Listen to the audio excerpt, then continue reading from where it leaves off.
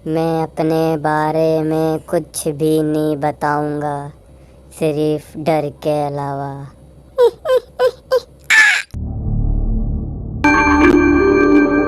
अर्पण का बस एक ही सपना था, एक दिन एक वीडियो बनाएगा जो वायरल होगा और फिर उसको डायरेक्टर बनने से कोई नहीं रोक सकता। इसी उम्मीद पर प्रेरणा को अपने साथ लेकर एक लाइट हाउस गया, जहां के बारे में सुना था कि वहां रोज रात ठीक 2:25 पर एक लड़की लंबे सफेद गाउन में दिखती है, जो लाइट हाउस से समंदर में कूद जाती है। अर्पण और प्रेरणा ने कैमरा उठाया और रात के 1 बजे निकल पड़े लाइट हाउस की ओर। ठीक लाइट हाउस की सबसे ऊंची खिड़की पर पहुंचकर एक लकड़ी की चौड़ी बल्ली के पीछे से छुपकर पूरी रात बैठे रहे, कैमरा लगाए कि कुछ दिखेगा, अब कुछ दिखेगा, लेकिन कोई फायदा नहीं हुआ। अगली रात फिर वही हुआ, सारी रात बैठे रहे, लेकिन सिवाय झिंगुरों, समंदर की लहरों और तेज सरसराती हवाओं के कुछ ना तो दिखाई दिया और ना ही सुनाई दिया। हताश और पूरी तरह से निराश दोनों वापस होटल पहुंचे, जहां प्रेरणा के ही दिमाग से एक गजब की तरकीब निकली कि क्यों ना वो खुद उस लड़की की तरह के कपड़े पहनकर वहां से कूदे और अर्पण वीडियो शूट कर ले। और वैसे भी प्रेरणा को तैरना तो बहुत अच्छे से आता था, तो वो आराम से तैरकर किनारे तक भी आ जाती। तो तय प्लान के मुताबिक और वक्त के मुताबिक अर्पण बिल्कुल ठीक 1 घंटे पहले निकलकर बीच पर पहुंच गया और कैमरा सेट कर लिया। और बिल्कुल सही टाइम पर प्रेरणा भी उसे आती हुई दिखाई दी, तो उसने कैमरा का फोकस उसी पर डाला। प्रेरणा बिल्कुल वैसे ही उसी लड़की की सुनी सुनाई कहानियों की तरह धीमे धीमे आखिरी 4 सीढ़ियां चढ़कर बिल्कुल खिड़की तक गई और एक लंबी बेहद डरावनी चीख मारकर पानी में कूद गई। वीडियो बिल्कुल असली सा दिखाने के लिए कैमरा को आखिरी पल में थोड़ा हिला डुलाकर बेहतरीन वीडियो का जश्न मनाने ही वाला था, जब अर्पण का फोन बजा। अर्पण ने फोन देखा तो हैरान रह गया, क्योंकि फोन प्रेरणा का था। उसे कम से कम 15 मिनट तो लगते ही वापस किनारे तक आने में। अर्पण ने तुरंत फोन उठाया तो उधर से प्रेरणा ने कहा, अरे अर्पण, सॉरी यार, आने में देर हो गई मुझे। क्या करूं, रास्ता भटक गई थी और ये दरवाजा भी जैम हो गया है। प्लीज जरा आके खोल दो। अर्पण की तो जैसे नस नस में इस वक्त खून नहीं बह रहा था, बल्कि क्रिकेट और छिपकलियां रेंग रही थी। उसने कहा, 1 सेकंड रुक, I'll just call you back, हाँ?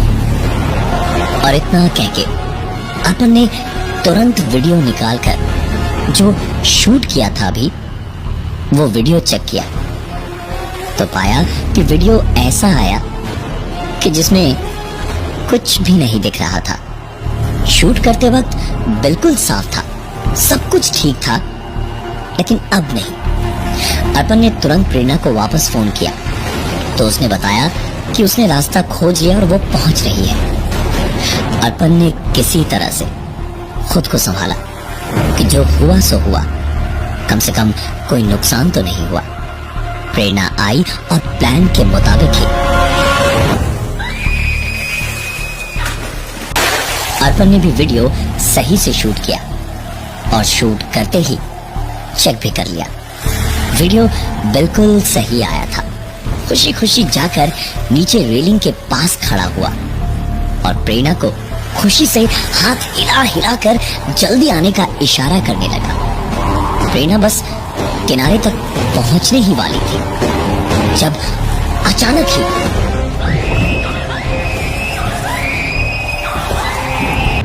तकरीबन तकरीबन किनारे तक पहुंच चुकी प्रेरणा को किसी ने वापस समंदर में घसीट लिया और 5 ही मिनट में प्रेरणा की लाश समंदर में सफेद गाउन में तैरती हुई दिखने लगी।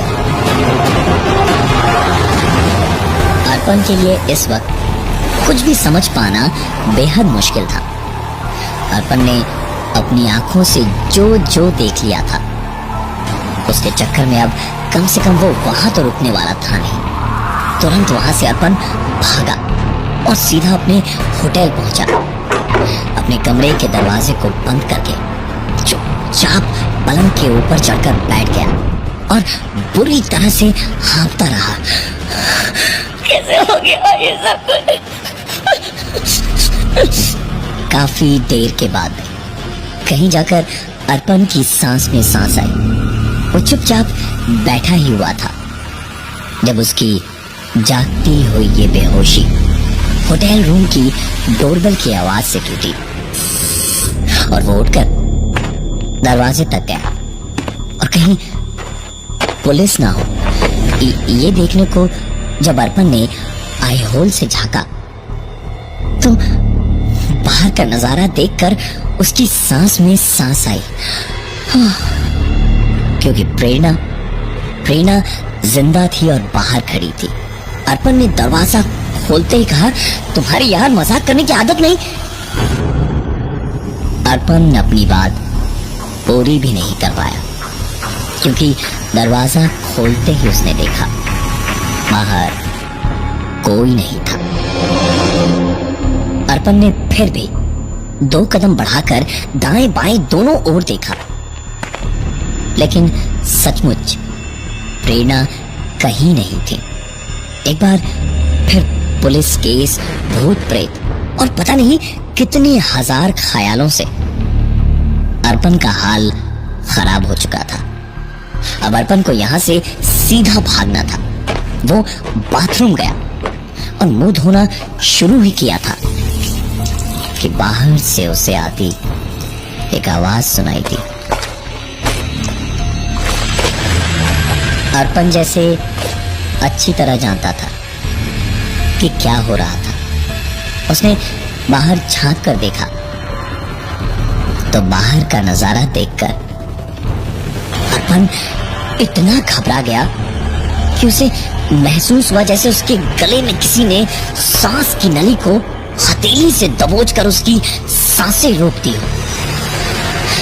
अर्पण के सामने कमरे के दरवाजे से उसके पलंग तक मिट्टी, रेत और पानी से बने पैरों के निशान थे और उसके पलंग पर वही ड्रेस पड़ी थी जो पहनकर प्रेरणा समंदर में कूदी थी। अगले 1 महीने तक अर्पण को रोज यही सपना आता जो उसकी नींद ठीक रात के 2:25 पे तोड़ देती। इस सपने में वो सिर्फ एक ही चीज देखता, प्रेरणा किनारे आ ही चुकी है जब उसे कोई वापस समंदर में घसीट कर ले गया और उसकी लाश पानी में तैरने लगी। अर्पण का जीना दुश्वार हो चुका था। 1 ही महीने में ठीक से ना खाने, पीने और सोने की वजह से अर्पण का वजन गिरता जा रहा था। दिमागी और जिस्मानी दोनों ही तौर पर अर्पण बेहद बीमार होता जा रहा था जब एक रात ठीक 2:25 पर इसी सपने से अर्पण की नींद खोली।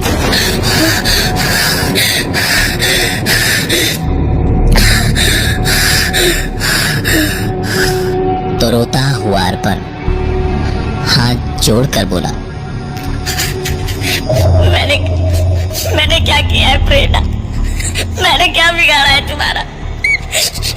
ये तो तुम्हारा ही आइडिया था कूदने का। मैं तो तुम्हें नुकसान नहीं पहुंचाना चाहता था। तुम मेरे साथ ऐसा क्यों कर रही हो? मेरे साथ ऐसा क्यों कर रही हो?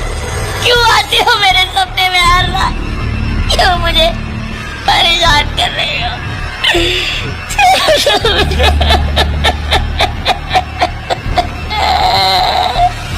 और उस रात के बाद से प्रेरणा ने अर्पण को सपनों में आकर सचमुच में परेशान करना बंद कर दिया। तकरीबन 15 से 20 दिन बीते होंगे। दिमाग शांत रहने लगा तो अर्पण अपने आप बेहतर होने लगा और उसके ठीक 20-25 दिन के बाद अर्पण ने घर पे ही बैठे बैठे न जाने क्या सोचा कि उस रात का बनाया वीडियो इंटरनेट पर अपलोड कर दिया। अर्पण बस मुश्किल से 2 मिनट के लिए बाथरूम तक गया था कि उसके फोन में प्रेरणा के हर सोशल नेटवर्किंग अकाउंट उसके मोबाइल नंबर से मैसेजेस आने लगे और हर मैसेज, हर ईमेल में सिर्फ एक ही लाइन लिखी थी, अगर जीना चाहते हो तो उस वीडियो को तुरंत इंटरनेट से हमेशा हमेशा के लिए हटा दो। अर्पण ने मैसेजेस पढ़ते ही सारी की सारी साइट्स और आईडी से लॉग आउट कर दिया और मोबाइल स्विच ऑफ कर दिया, लैपटॉप को शट डाउन किया और सारी खिड़कियां और दरवाजे बंद करके कुछ देर अपने कमरे में चला गया और लेटे लेटे पता नहीं कब उसे नींद आ गई। नींद नहीं, अर्पण को अचानक ही ठंड सी लगने लगी। उसका दम घुटने लगा, सांसें रुकने लगी और लगा जैसे जैसे वो डूब रहा है। और नींद में ही अर्पण ने देखा एक लड़की उसे पानी में घसीट रही है, डुबोना चाह रही है, उसे मारना चाह रही है। अर्पण पूरी जान लगा के भी खुद को बचा नहीं पा रहा था, लेकिन किस्मत में अगर जिंदगी लिखी हो तो मौत भी दरवाजे के बाहर खड़ी इंतजार करती है। अर्पण के साथ भी यही हुआ।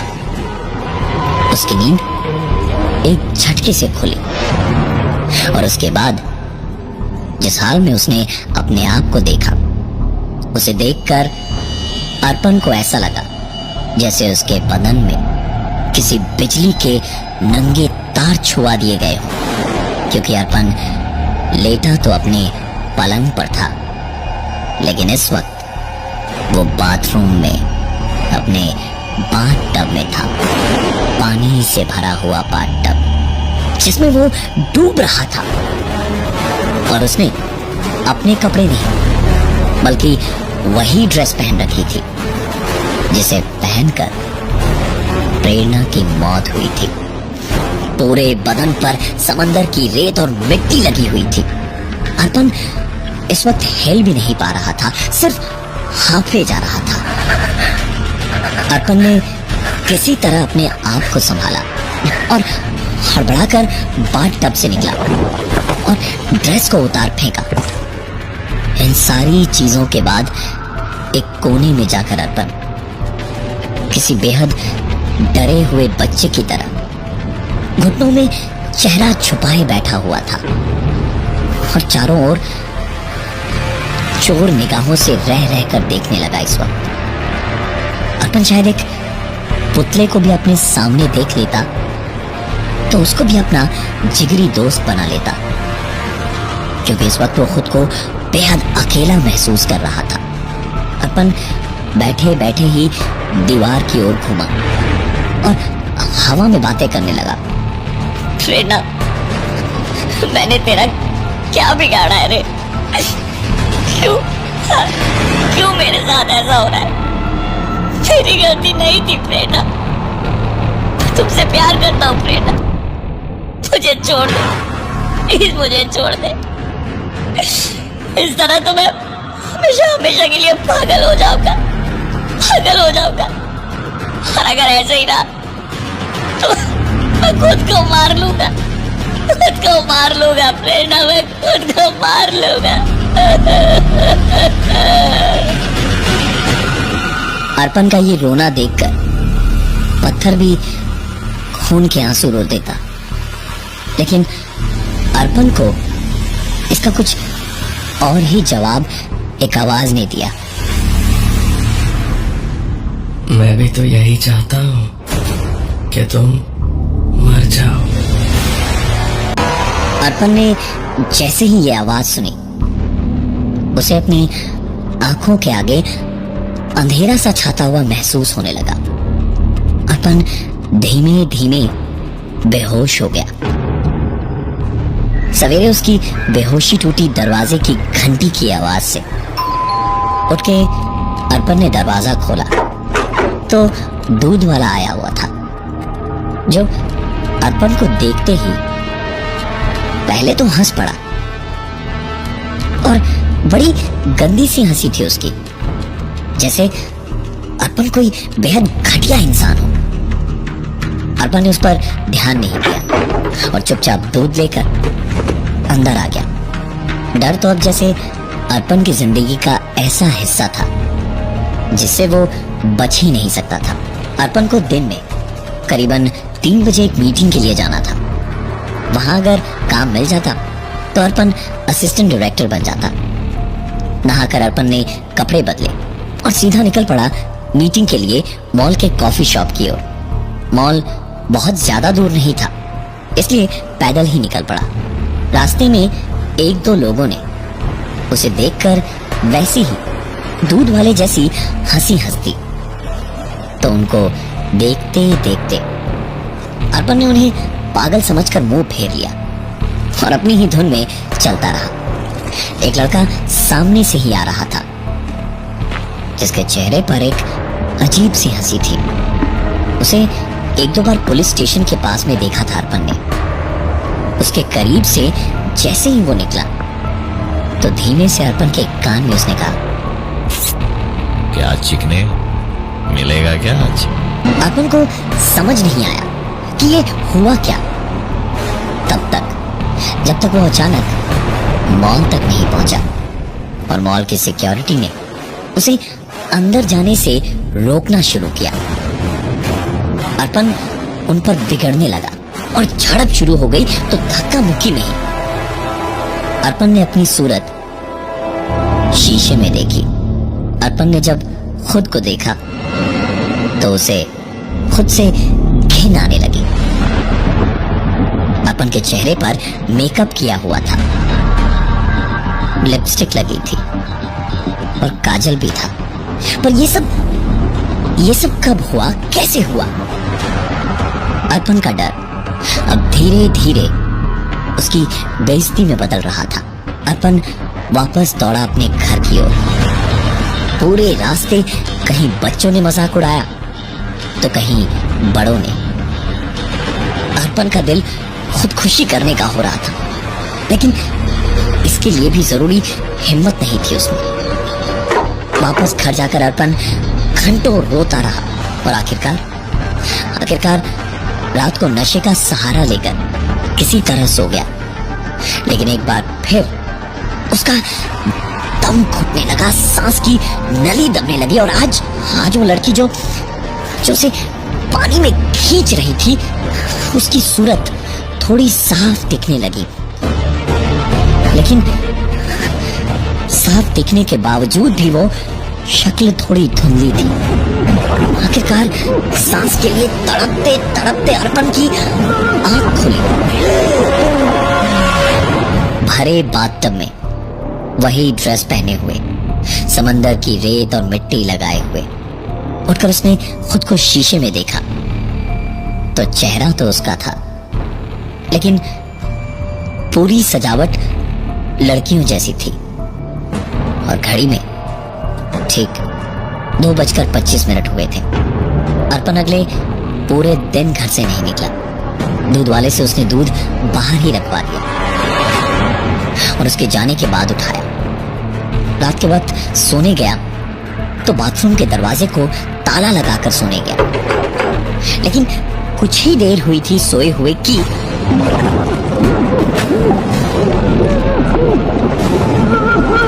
नींद एक बार फिर से बाथटब में खुली। लेकिन एक अजीब बात थी आज। वो चेहरा जिसने उसे पानी में घसीटा था, वो साफ था, पर वो कोई लड़की नहीं थी। लड़की के कपड़ों में कोई लड़का था। अर्पण ने इसके बाद खुद को देखा वो फिर से उसी ड्रेस और मेकअप में था। दरवाजे की कुंडी और ताला तोड़ा हुआ था। अर्पण को इससे अब डर नहीं लग रहा था। अर्पण ने फैसला कर लिया कि अब आंख मिचौली नहीं खेलनी उसे।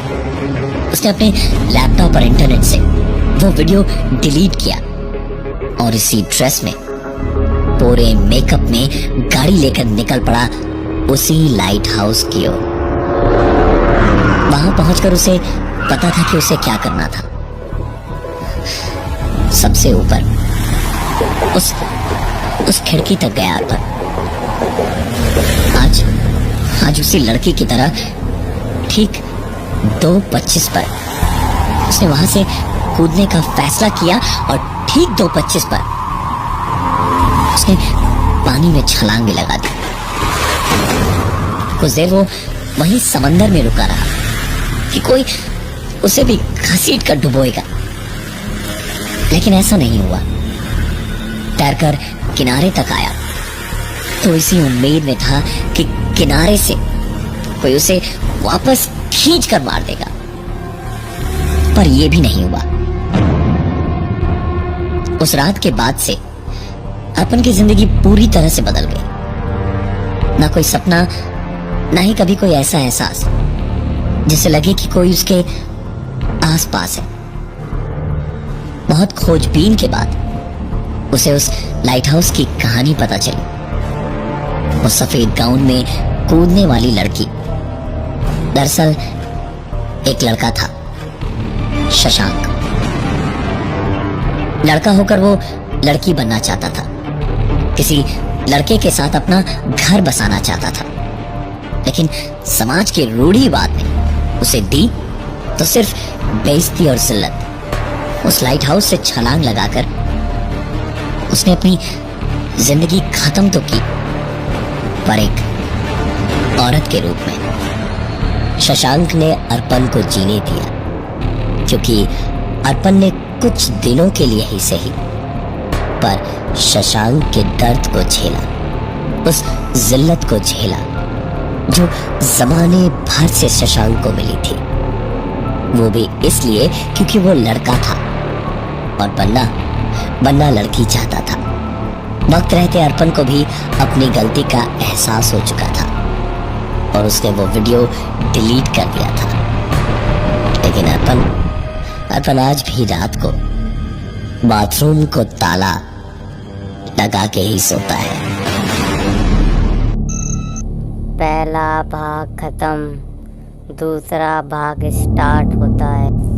कोई कुंडी खटकाए और तुम खोलने जाओ, सामने कोई भी नजर न आए तो समझ जाना सामने तुम्हारी मौत खड़ी है। मौत, मौत।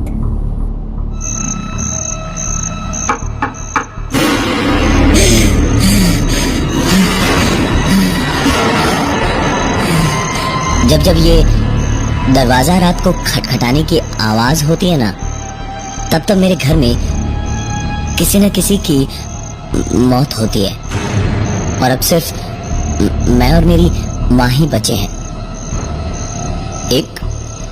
एक मौत का मातम खत्म हो से पहले ही दूसरी मौत की आहट दरवाजे पर दस्तक देने लगती है।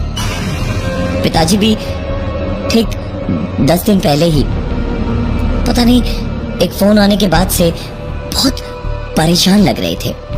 मैंने पूछा तो बस इतना बताया उन्होंने कि चाची का फोन था और उन्होंने बताया कि चाचा नहीं रहे अब। मैंने पूछा कब निकलना है, तो मुझसे पढ़ाई की चिंता करने का बोलकर अपने कमरे में चले गए और दरवाजे को बंद कर लिया।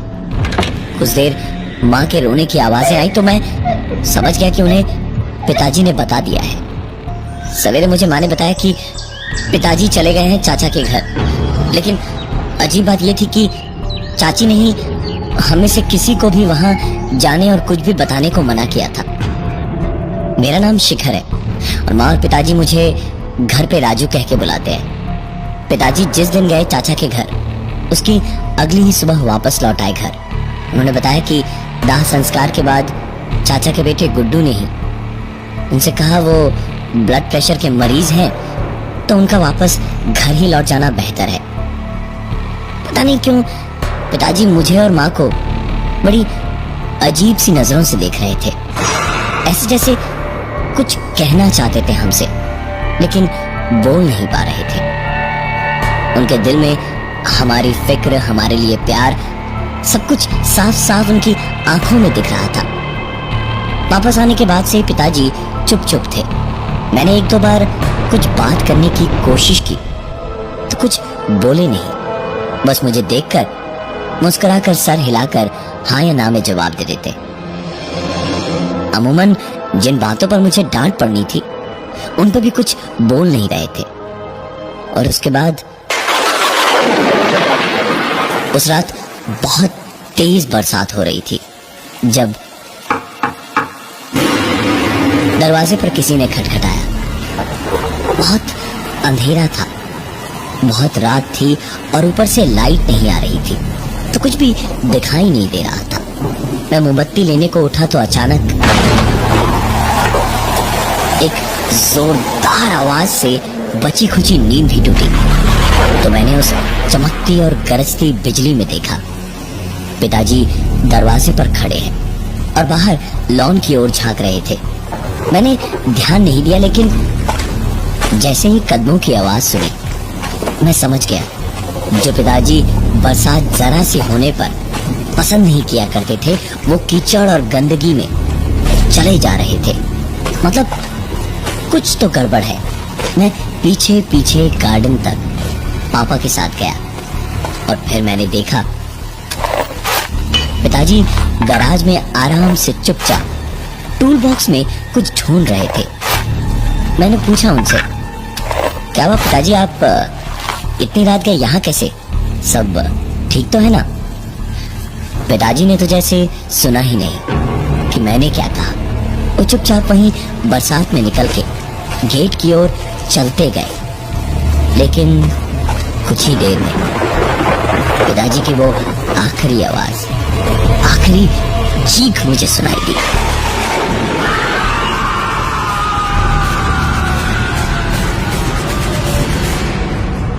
मैंने पिताजी की आवाज सुनी और उनकी ओर भागा, लेकिन जब तक मैं वहां पहुंचता तब तक बहुत देर हो चुकी थी, क्योंकि मेरे पिताजी हमारे मकान के गेट के निचले हिस्से में जो ग्रिल लगी थी, जो जानवरों को अंदर आने देने से रोकने के लिए थी, उसी की एक रॉड के आर पार हो उनकी मौत हो चुकी थी। हमारे घर पर पहाड़ टूट पड़ा था दुखों का।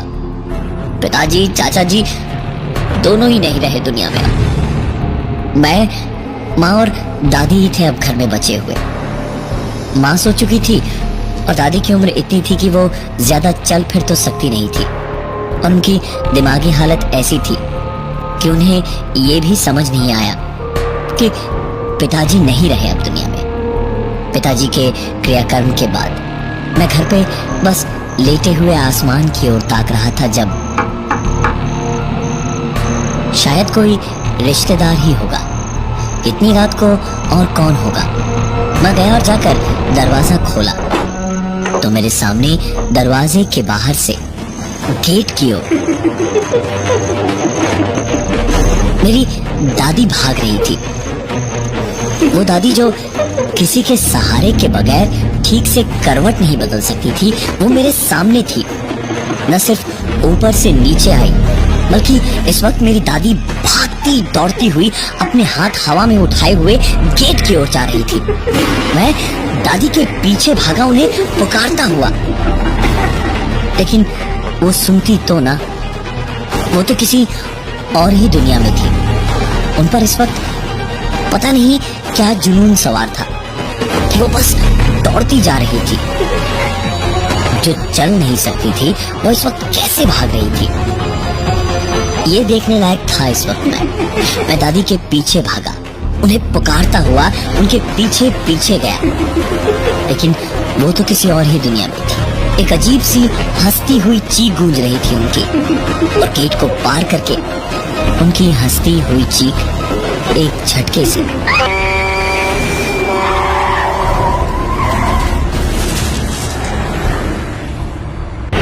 एक छोटी सी आखिरी चीख के साथ हमेशा के लिए वो आवाज बंद हो गई। पूरे घर में मौत का तांडव हो रहा था। माँ तो सुनते ही बेहोश ही हो गई। 2 दिन के लिए वो हॉस्पिटल में ही थी। दादी का डेथ सर्टिफिकेट और बाकी फॉर्मेलिटीज के बाद उनका क्रियाकर्म करवा के मैं माँ को देखने पहुंचा तो देखा चाची माँ के साथ बैठी रोई जा रही थी और माँ उनसे पूछ रही थी कि ऐसा क्या था जो वो छुपा रही थी। और चाची बस इतना कह रही थी कि अगर उन्होंने बता दिया तो उनके बाद जिनको भी बताएगी अब उसी की बारी होगी। मैं सोच सोच कर परेशान हुआ जा रहा था कि आखिर हो क्या रहा था ये सब। और मेरी माँ, उन्होंने तुरंत ही मुझे बाहर जाने का इशारा किया और चाची को संभालने की कोशिश करती रही। मैं बता नहीं सकता मेरा क्या हाल हो रखा था। जानना ही था मुझे हर हालत में कि ऐसा आखिर था क्या जो चाची ऐसे घबराई हुई थी। वो क्या था जिसकी वजह से मेरे पिताजी और मेरे दादी अचानक इस तरह मेरी आंखों के सामने मारे गए। मैं इतना तो समझ ही गया था कि कुछ तो गड़बड़ है ही। मैंने सोचा कान लगा के सुन लूं कि माजरा क्या है। मैंने इधर से दरवाजे पर कान लगाया। पता नहीं क्यों लेकिन कोई आवाज नहीं आ रही थी। मैंने कोने से झांक कर देखा तो एकदम से दोनों के रोने की आवाजें आने लगी मुझे। मैंने फिर से दरवाजे पर कान लगाया तो दोबारा कोई आवाज नहीं आई। मैंने दोबारा झांका तो फिर से दोनों रोए जा रही थी। मैंने दरवाजा इस बार जरा सा खुला रखा और फिर कान लगाया। हल्की हल्की बातें करने की आवाजें तो आई लेकिन कोई बात ढंग से सुनाई दे उससे पहले जो मैंने सुना उसने मेरी नसों में बहते खून को बर्फ जैसा ठंडा सा बना दिया। क्योंकि मैंने दरवाजे के बाहर से उस पर कान लगाया हुआ था। माँ और चाची के अंदर से दरवाजे पर खटखटाने की वही आवाज हुई। मैं तुरंत अंदर घुसा लेकिन कहता भी तो क्या। माँ बिल्कुल चुपचाप डरी और घबराई हुई बैठी थी और चाची आंसू पहुंचती हुई वहां से वापस जाने को हॉस्पिटल के बाहर निकली। तो मैंने कहा मैं आपको स्टेशन छोड़ देता हूँ और मैं उन्हें बाइक पर बैठा कर ले जाने लगा। मुश्किल से मुझे चाची को स्टेशन तक पहुंचाने में 15 मिनट लगने चाहिए थे लेकिन रास्ते में ट्रैफिक सिग्नल पर काफी लंबा स्टॉपेज देखा तो मैं रुका। ट्रैफिक में रुकी गाड़ियां, धुआं, गाड़ियों के इंजन, हॉर्न्स, इन सब का शोर और सर पर पड़ती कड़ी धूप पूरी तरह सर से जैसे पसीना आते ही उड़े जा रहा था गर्मी में। वैसे ही बहुत परेशान था कि तभी उसी वक्त पीछे बैठी मेरी चाची अचानक से अजीब सी आवाजें करने लगी और बाइक से उतरकर ट्रैफिक में पागलों की तरह बेहद डरावनी तरह दौड़ने लगी। मैं बाइक किनारे लगाकर चाची को संभालूं उतनी देर में चाची भागती चीखती हुई ट्रैफिक में आगे आगे और मैं उनके पीछे पीछे उन्हें संभालने को दौड़ रहा था। कुछ आगे पहुंची वो तो ट्रैफिक खुल गया। मैं चाची को पुकारता हुआ उनके पीछे पीछे दौड़ रहा था और चाची आगे आगे भागती हुई सिग्नल से दूसरी तरफ को दौड़ पड़ी। इस तरफ से तो गाड़ियों को वो पार कर गई लेकिन तभी एक तरफ का ट्रैफिक बंद होकर जिधर चाची दौड़ रही थी उधर का ट्रैफिक खुल गया था और एक बस मोड़ पर मुड़ते वक्त चाची को देख नहीं पाई और मेरी चाची वो भी मारी गई।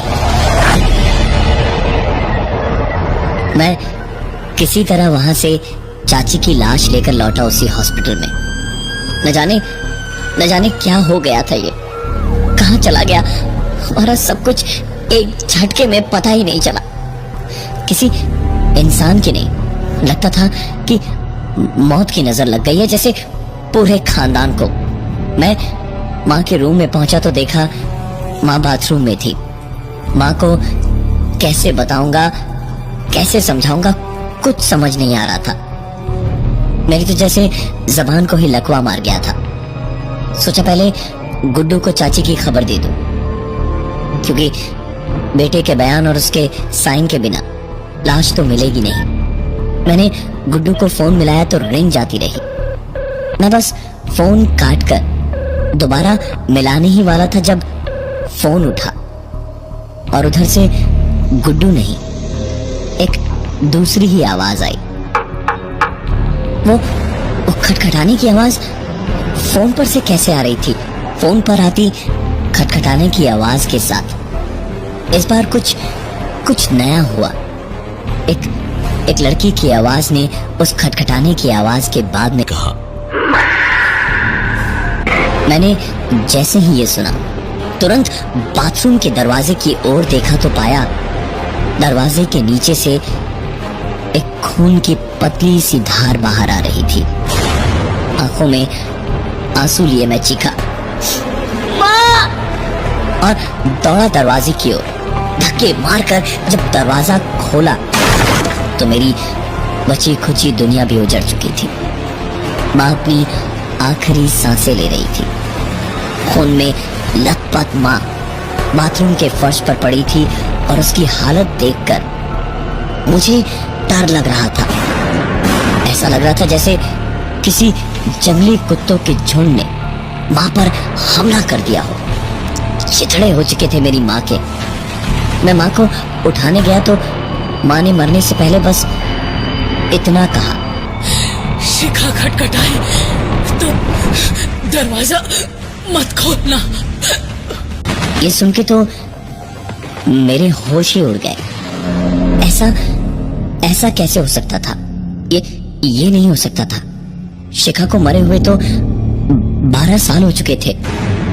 शिखा मेरी छोटी बहन इस दुनिया में आ तो गई थी, लेकिन जब अपने ही दुश्मन हो तो दोस्तों की कमी बाहर भी खलती है। पिताजी और दादी को सिर्फ बेटा ही चाहिए था। न मुझे उसे बहन की तरह से दुलार करने देते, ना ही मेरी माँ को उसे बेटी की तरह देखने देते। उसे मारने की कई बार कोशिश की थी पिताजी और दादी ने। आखिरकार उस बच्ची के दिल में इंसान होने की और इंसानों के लिए पूरी तरह से नफरत भर गई थी। इतनी नफरत कि एक दिन उसने वो कर दिया जो शायद वो ही कर सकता है, जिसका दर्द इतना हो कि मौत भी उसको हंसी जैसी लगे। उसने अपना नामो निशान ऐसा मिटाना चाहा कि वो कभी इंसान थी, जिंदा थी, ये भी किसी को पता न चल पाए।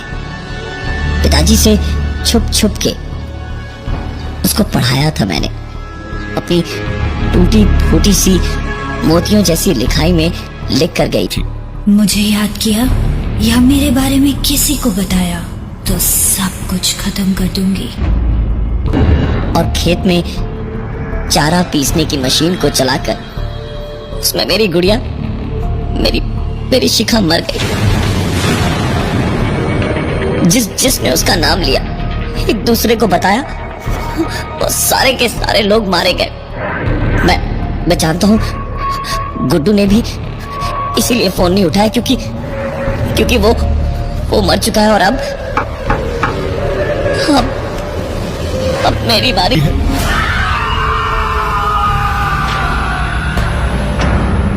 संभल के रहिएगा, क्योंकि अब आप भी शिखा के बारे में जान गए हैं। कोई दरवाजा खटखटाने बेहद जल्द आता ही होगा।